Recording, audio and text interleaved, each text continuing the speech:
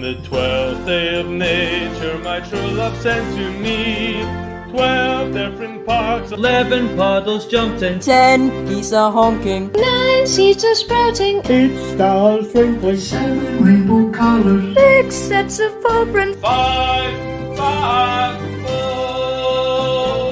4 clouds are spotted, 3 mindful minutes, 2 brisk walks, and a nice bracing cup of tea.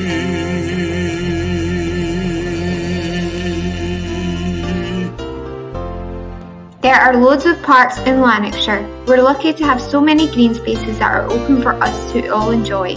Why not set yourself a challenge over the next year and see if you can visit a different park every month?